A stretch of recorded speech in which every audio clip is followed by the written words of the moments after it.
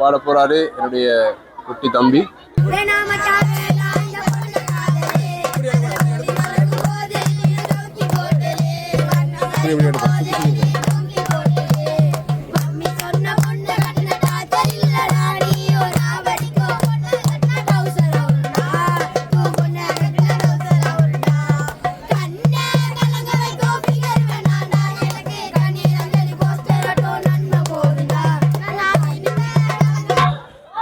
பாட்டெல்லாம் படித்தது ஓகே.